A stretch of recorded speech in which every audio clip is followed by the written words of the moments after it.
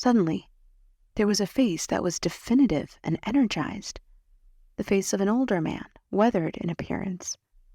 The face only appeared and consumed the mass of light. Hello, and welcome to Spirit Travels, where we narrate the extraordinary experiences of people who have glimpsed the other side of death. My name is Maureen, and I will be your narrator on this journey. If you enjoy this content, please make sure to like and subscribe to support our channel. Now let's begin. Hello friends, this is Maureen here. I wanted to preface this video and just say Merry Christmas to all of you and Happy Holidays. I hope you all have somebody that you love to spend the holiday season with. And if you don't, if you're spending this time alone, if you're going through a difficult time, just know that I am sending you love and prayers, and I'm giving you a virtual hug through the screen, and I'm thinking of you. I'm thinking of all the people who don't have someone to spend the holidays with. I hope that you guys take this time to be with your family and the people that you love the most, and even if it's not your blood-related relatives, a friend, or community member, or anybody that you feel comfortable with that shows love to you, I hope that you guys all open your hearts this season. Thank you guys so much for listening to my podcast and to this channel. It's been just over a year now that I've been making these videos, and I just wanted to take this holiday season to reflect and just tell you all how grateful I am for your time. And I really hope that you enjoy today's account. It was a beautiful lesson, and I really enjoyed it myself. Enjoy. Diagnosed terminal and in and out of consciousness for several weeks, I had been told there was no help on too many planes to explain here. Regardless, I was 39 days into a 30-day life expectancy. I weighed not only the opportunity for assistance, but the practicality of it as well. I slept for long hours during the days and nights. I was sicker than sick. My doctors later explained that I was the sickest any human being could ever be. I was at the doorway of death in both mind and body. Most of my memory of those days are limited, to say the least, as are any recollections of any dreams. Dreams were just seemingly non-existent for me, and honestly, still are rare today. But the one memory and the events surrounding it marked a definitive turning point for me, and still remains the most vivid experience of my life. It also marks the most defined crossroads of my life. I assumed at the time that it was just a dream. Nothing in my frame of reference or life experience could explain the details or content to me. At the time, this dream seemed real, realer than real, wetter than wet, the realest thing I had encountered in my life. It wouldn't be until 3 years later that I was further enlightened to what the meaning of this dream actually was. It was no dream. It is long and detailed, so decide now if the next 10 minutes, which is the time it'll take you to read this, is worth your time. This is a deeply personal experience for me, and there are lessons for everyone in it, especially my family, but it is long. Takes some open-mindedness, respect, and a commitment to read something that someone unveils with humility and vulnerability. To bleed this information onto this page was not easy for me. Before you label me weird, which I'm okay with, by the way, perhaps you'll want to do it with information to support your judgment. Here is my near-death experience.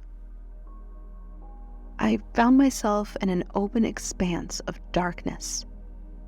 Oddly, it surrounded me, and even odder was I could seemingly see 360 degrees without turning my head. I just knew it was endless. There was a noise, or maybe best stated, a vibration or humming sound. The noise didn't scare me. In point of fact, It seemingly calmed me. In the distance, there was a soft and peaceful reddish glow. It grew larger and larger.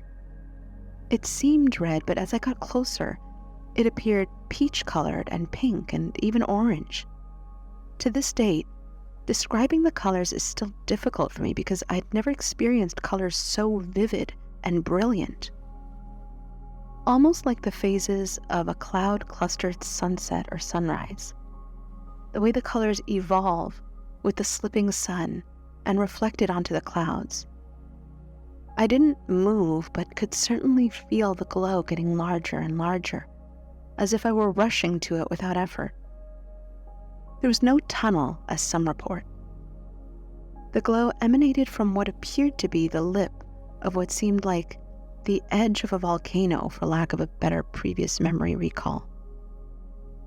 Almost ineffable, really.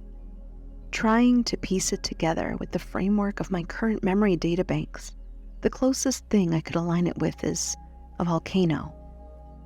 The edge curved only slightly, but definitely rounding in each direction, to an expanse that seemed limitless. Suddenly, I was on the edge and then some. My feet will dangle so far over the edge that it would seemingly be impossible to maintain balance, but that wasn't a problem. I felt weightless and at great peace. The glow of the red now seemed pinkish and orange and was clearly not a volcano, but as I peered over my toes, there was no end below, nor was there an end to the lip or the darkness around me. It was a void.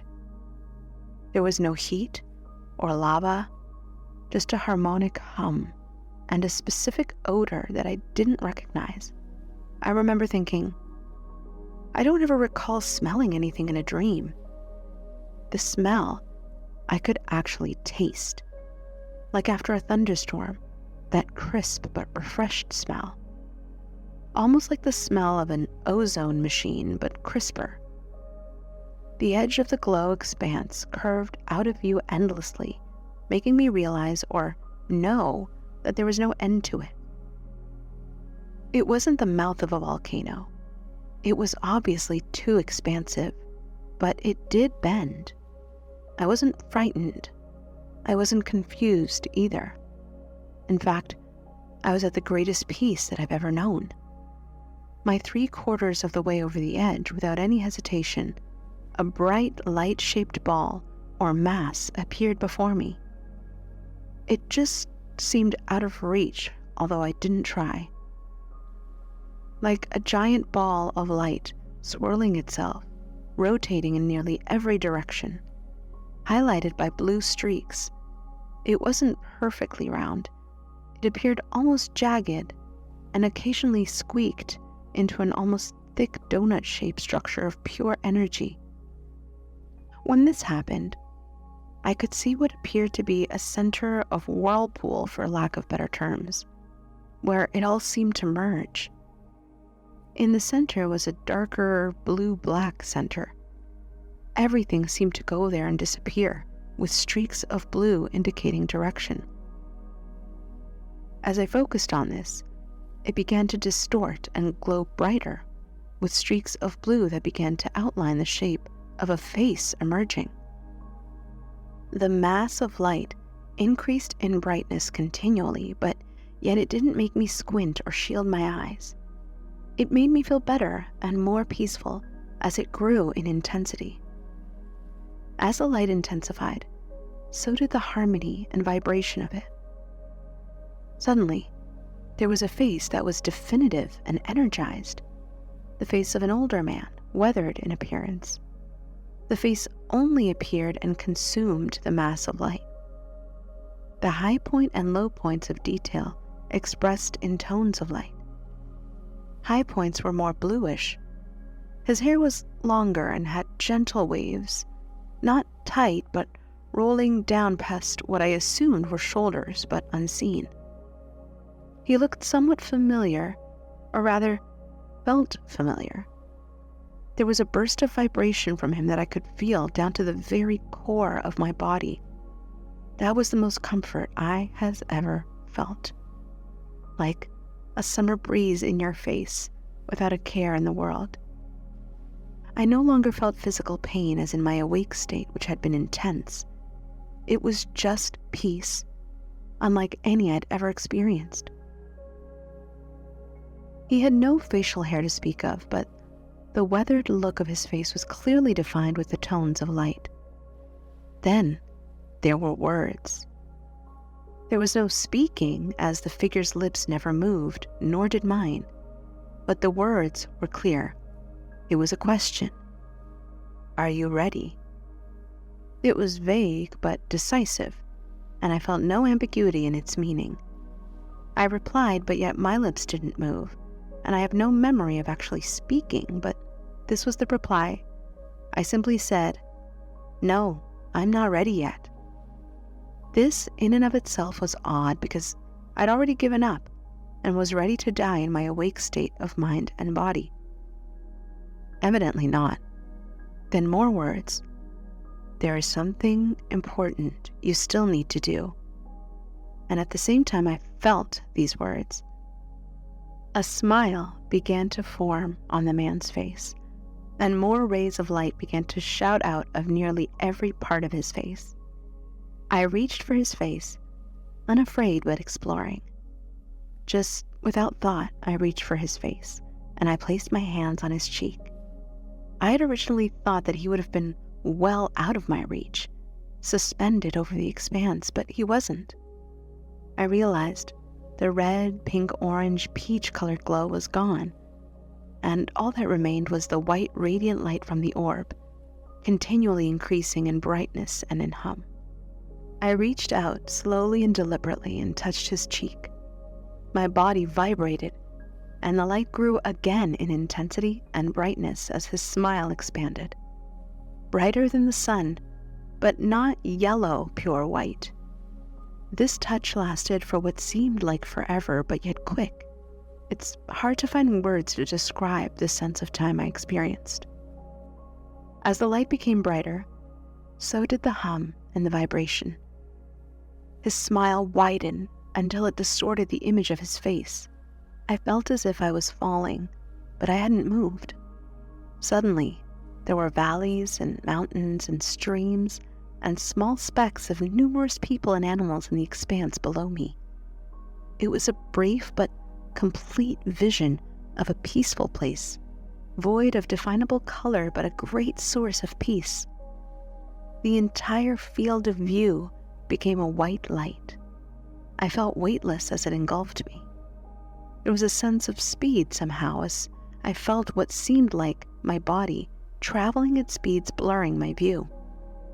Within seconds, I awoke in my hospital bed. I was scared but yet peaceful. I remember thinking, volcano.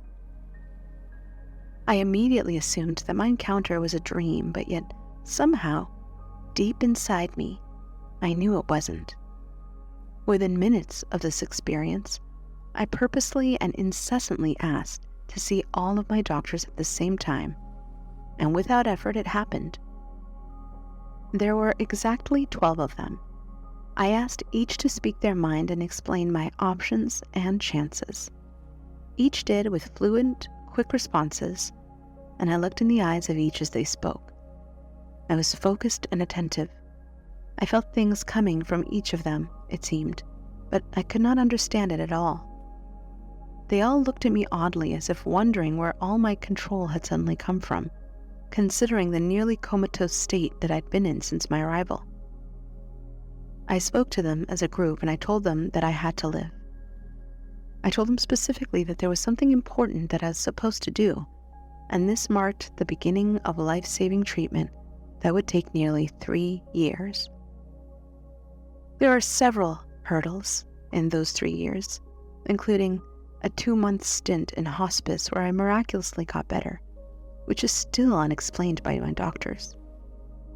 What I'd recognized in my daily struggles was that there were distinct differences in my character and habits and viewpoints along the way. I assumed that I was grateful to be alive, but I documented the strange changes in my personality as I recognized them. In retrospect, The list grew to nearly 15 pages of changes, and it continued growing to this day.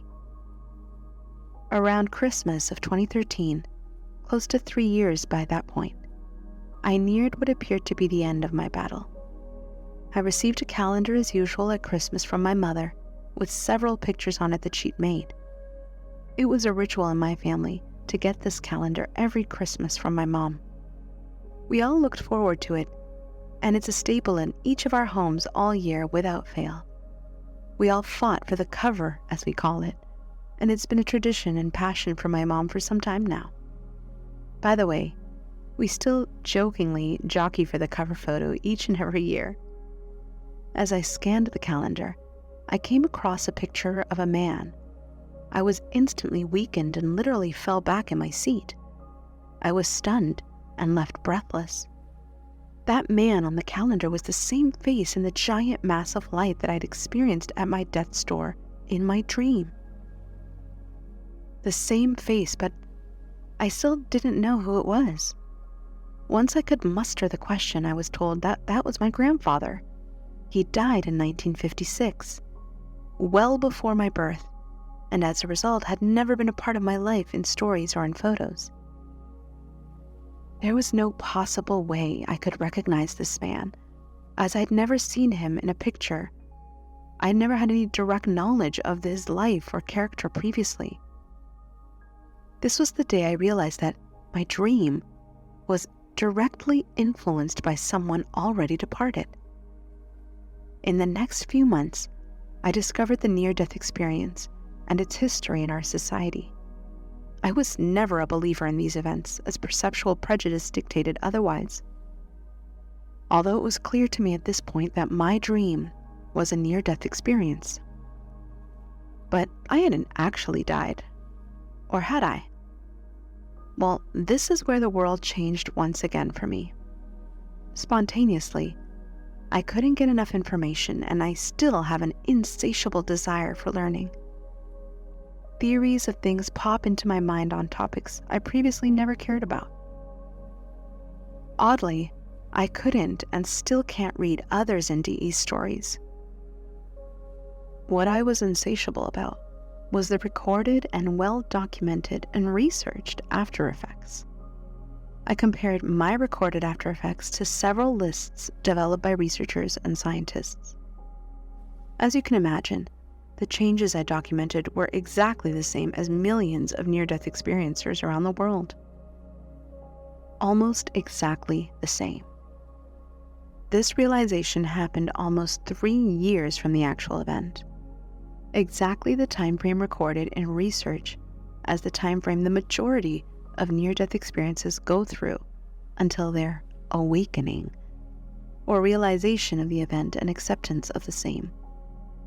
Without trying, I had evolved into a higher consciousness. I had changed. Just like the others had, and in exactly the same time frame, I had assumed that you had to die to have these experiences, and had heard about such experiences, but I come to find out you don't actually have to die to have an NDE. It's a near-death experience. I previously wrote them off to some metabolic brain malfunction at the time of death, I guess. Death's illusion. I was not a believer. I am now, obviously. The NDE is different for each of us. They're not at all typical, but the after effects and brain shifting and timing are identical. You can ignore each experience and rationalize it in any way you want, but you can't ignore millions of people who change spontaneously after a moment like this. It's hard for us to change anything about ourselves, let alone major shifts in personality. That's just unexplained for most, but not for us. Since my awakening, I research. I read and I learn, and I learn and I read. It's not all NDE stuff. Very little is, in fact. It's things like quantum physics and science. I have theories that I don't ask for on topics that I should care nothing about that pop into my head 100 times a day. 6 senses that took me time and seclusion to control and understand. epiphanies of life's greatest questions, and some questions I'd never even considered. Sometimes they flow with such ease that I often just burst into laughter. Most importantly, a love for others that I simply can't ignore. Then there's the calling. We all experience the same calling, to better mankind in some way. In fact, it seems that this is the only question I can't answer in life, is the one thing that was said in my NDE. I'm supposed to do something important.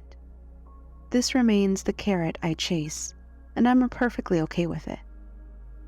I have found that the path of life is easy when you understand that everyone and everything along it is not for a reason but for a purpose. Everything. It's free will that allows me to choose what I pay attention to. That there is a oneness to the universe, a single common component to everything and every person, right down to each atom. It's energy. The foundations of the universe and the epiphanies that I see every day are too numerous and mind-numbing to go into. I just know things now, and I don't ask or seek it. The knowing just comes to me. I'm not alone with this. It happens to most of us who go through an NDE. The question still remains, what do I do with it? I have a pretty good idea. I'll write and share and find peace in the fact that change is up to the individual. Their free will, and it's yours to choose. But I will share it, and what you do with it is up to you. But I do realize the fact that my guide through my NDE was a family member with a message. A message for many in my family. The fact that it was someone I never knew due to death is not the message. The fact that I didn't know that branch of my family well is the message. The division in some limbs of my family tree have withered, and I know why. I also know someone wants it changed. I do not take this responsibility on myself. They will take it from here. And yes, there are others, but one of my callings was to share it with my family and others. I have learned that love can do many things. The love and commitment from my living family got me here today. I learned that love from my family past showed me the light of that love and beyond from beyond. The experience changed me greatly, and I researched my theories on change. One thing was clear. Change doesn't happen yesterday. It's about forgiveness. They showed me that too. I will share with them as I go. There are too many things to talk about regarding lessons from the beyond. I will share them at the reunion, and from there I will depart for parts west. If you attach a new idea to a great emotion, just maybe it impacts people and causes similar brain shifts. At a minimum, it provokes thoughts for others. I will post the research material next that discusses the after effects. I hope you enjoyed one of the most humbling experiences of my life. It takes a lot to bleed all over these pages in the manner I just did. I pray perceptual prejudice doesn't interfere with the quality of what you learn here. I pray that you apply it to your own families. It's never too late to make a change in family. One clear thing about family that you can take from me is this. In the end, it's all about family. Today, I'm cancer-free with the rest of my life ahead of me. I understand the flow of life and the universe and think it's funny, actually, how it really is. I really have no fear of death, as do all of us experiencers. I also realize one irrefutable thing to be true. There's always life, even after death. The energy goes somewhere. It goes everywhere. But that very energy that powered the person in life is the same energy that seeps into our very mind daily. We miss them, but they're right there all the time. There is always life. Don't waste a minute, not one single minute of life.